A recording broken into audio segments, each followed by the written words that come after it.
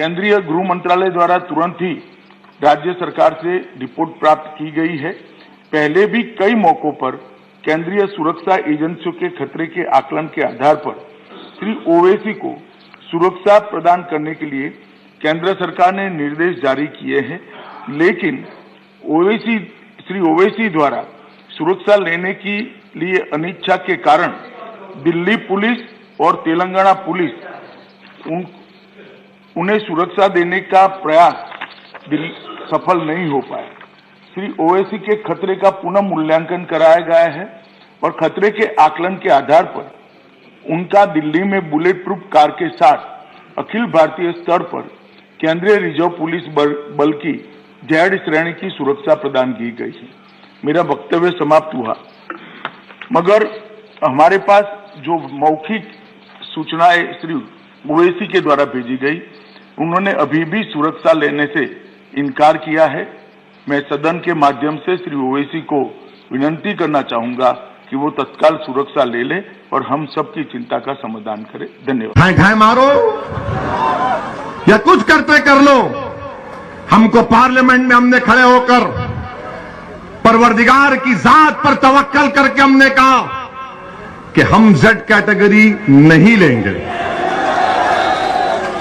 आज भी हमको बताया गया कि देश के होम मिनिस्टर अमित शाह ने पार्लियामेंट में कहा कि हम ओवैसी जी से अपील करते हैं कि वो सुरक्षा ले लें। हम देश के होम मिनिस्टर से ये अपील करते हैं कि असदुद्दीन ओवैसी की जान की कीमत वो जो उत्तर प्रदेश के CAA के प्रोटेस्ट में 22 लोग मारे गए उनसे बढ़ के नहीं है।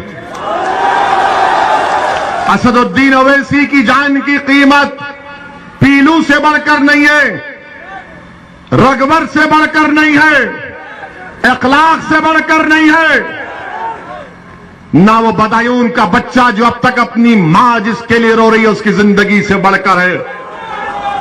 अगर आप सेफ रहेंगे, दलित, अति पिछड़ा, कमजोर सब लोग सुरक्षित रहेंगे तो ओवैसी सेफ रहेगा।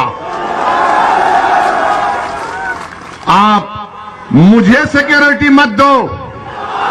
सुनो, अरे तुम जिंदा रहोगे, तुम जिंदा ही रहोगे इंशाअल्लाह ताला। हमको सिक्योरिटी दे का फायदा नहीं है। मैं जब MLA बना 1994 में, 99 में चार मीनार की आवाम को लाखों सलाम, उन्होंने हमको विधायक बनाया।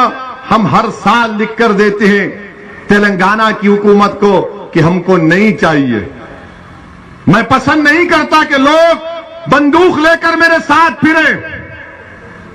मैं गुठन की जिंदगी नहीं गुजार सकता।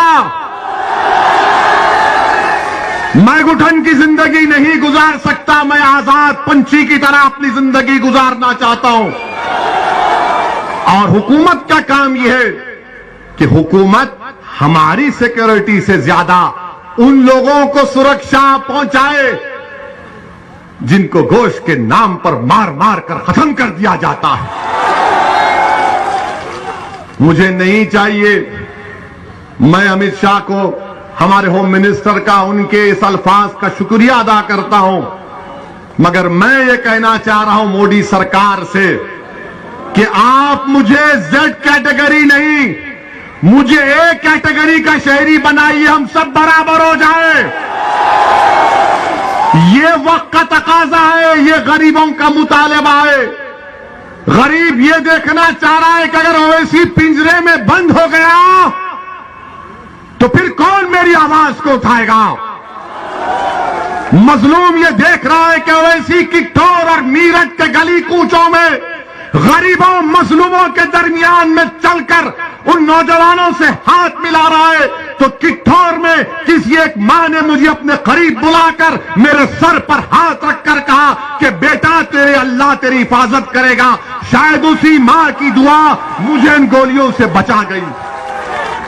मेरे अजीज दोस्तों और बुजुर्गों, मेरा पैगाम सिर्फ यही है, अपने हौसलों को बुलंद रखो, अपने हौसलों को बुलंद रखो। मौत तो आएगी एक दिन, सबको, हम सबको आएगी, मगर देखना यह है कि तुमने जिंदगी कैसे गुजारी। क्या तुमने दरी बिछाकर जिंदगी गुजारोगे? क्या तुम कैदी बनकर जिंदगी गुजारोगे? क्या तुम यही नारा लगाओगे कि भैया तुझ पे जवानी कुर्बान? मैं तो ये नहीं कह रहा हूं कि मुझ पर कुर्बान हो जाओ, बल्कि मैं ये कह रहा हूं कि ओवैसी उत्तर प्रदेश जनता पर अपने आप को कुर्बान करने के लिए आया। आप पर कुर्बान हो जाऊंगा, लड़ता रहूंगा, मगर इन गोलियों से हम नहीं डरेंगे। मौत तो आएगी। कौन सा भारत बना रहे हैं देख लो। वो भारत जिसको नेताजी सुभाष चंद्र बोस, वो भारत जिसको गांधी, नेहरू, मौलाना आजाद, जौहर बरदरान, वो भारत जिसको अल्लामा फजल खैराबादी ने बनाया, वो भारत